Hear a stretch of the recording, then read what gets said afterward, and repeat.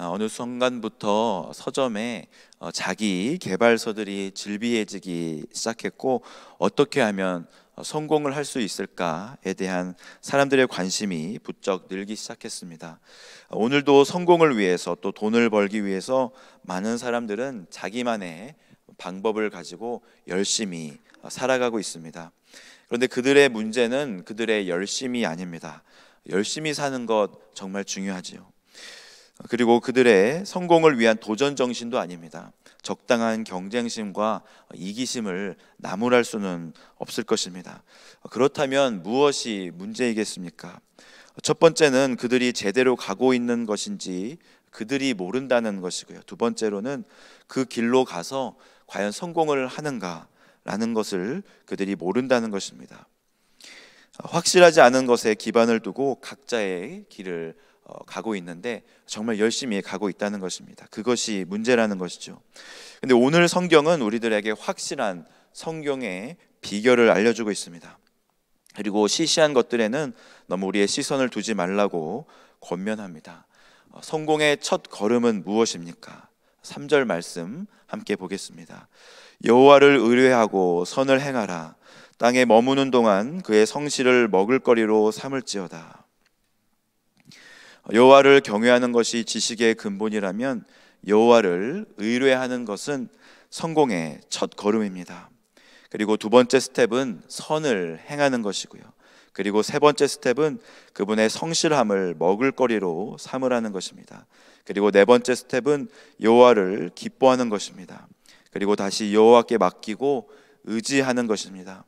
그러면서 여호와 앞에서 참고 기다리라 말씀하시면서 불평하지 말라고 하십니다. 분을 그치고 노를 버리며 불평하지 말라고 하십니다.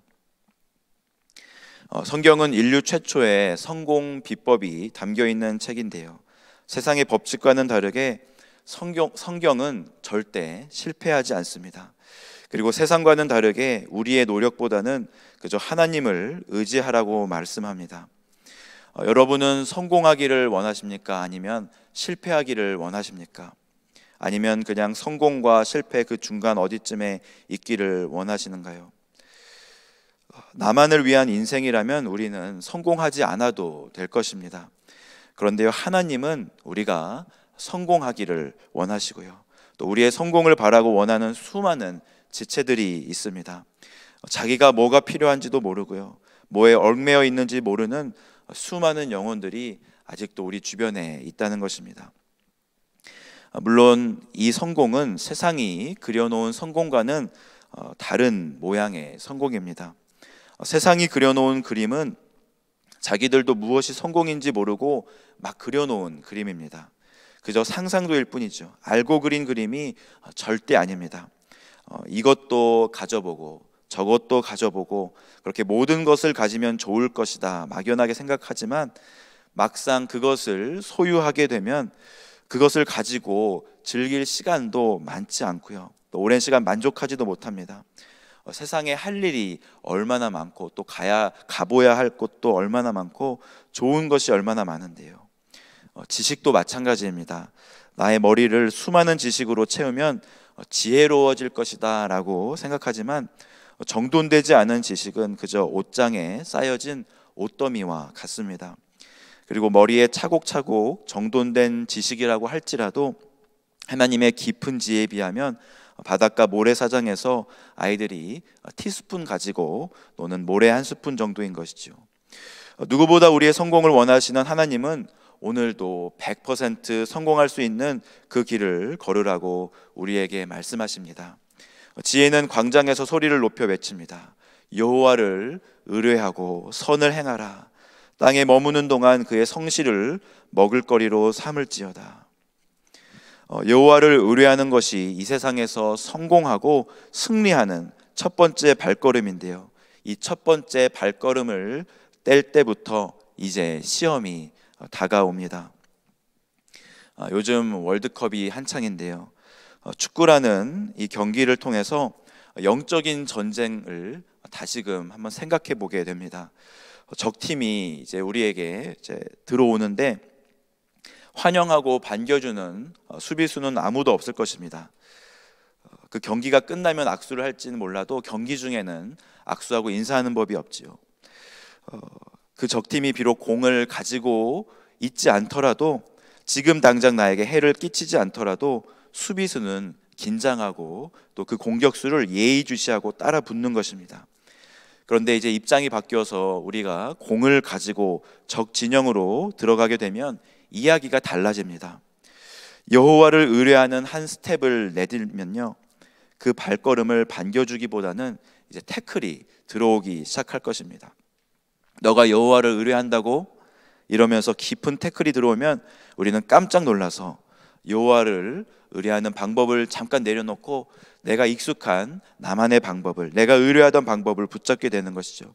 그러면서 우리는 한 걸음 내디디라고 하신 여호와 하나님을 바라보면서 눈이 동그라져서 이렇게 쳐다보는 것이죠. 그런데 하나님은 이미 그 사실을 알고 계시고 우리에게 알려주셨습니다. 오늘 1절, 2절 말씀 함께 보겠습니다. 악을 행하는 자들 때문에 불평하지 말며 불의를 행하는 자들을 시기하지 말지어다.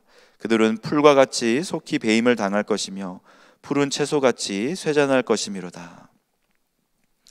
악한 사람들이 일시적인 위협을 가할 것이라고 하나님은 경고하십니다.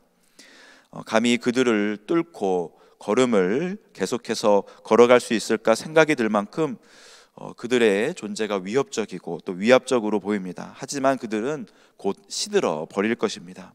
그러기에 불평을 하지 말라는 것입니다. 불평은 여호와를 의뢰하지 않는다는 또 다른 표현입니다. 비록 태클이 오지만 그 태클을 이길 수 있는 방법은 오직 여호와를 의뢰하는 것입니다. 악을 행하는 자들이 옆에 있습니까? 그들의 행동이 우리를 힘들게 합니까? 신앙생활하는 것을 방해하고 또 우리를 시험 들게 합니까? 그들 때문에 불평하지 말라고 주님은 권면하십니다. 또 신앙인이 왜 저래? 왜 불의를 행하지? 그런 분들이 또 우리 주변에 있을 수 있습니다. 그들을 시기하지 말라고 주님은 강조하십니다. 주님은 오늘도 우리에게 여호와를 바라보고 여호와께 집중하고 여호와를 의뢰하라고 말씀하십니다. 우리가 한 발을 내딛어야 할 그곳은 어디이겠습니까? 성공을 위해 내딛어야 할 그곳은 바로 선교지입니다. 웨일즈이고요, 또 우리 교회입니다. 우리 선교회, 우리 동산, 우리 가정입니다. 사업체이고 여러 가지 우리가 속한 모임이 우리가 성공을 위해 내딛어야 할 그런 장소입니다. 가정에서 여호와를 의뢰하시기를 바랍니다. 가정에서 여호와를 의뢰하는 것 쉬운 가정도 있겠지만 쉽지 않은 가정도 있을 것입니다. 만약 여러분의 가정에서 여호와를 의지하실 때, 의뢰하실 때 수많은 태클들이 날아 들어온다면 우리는 그 태클들로 인하여 불평하는 것이 아니라 오히려 잠잠하고 또 참고 기다려야 하는 것입니다. 7절, 8절 말씀 함께 읽겠습니다.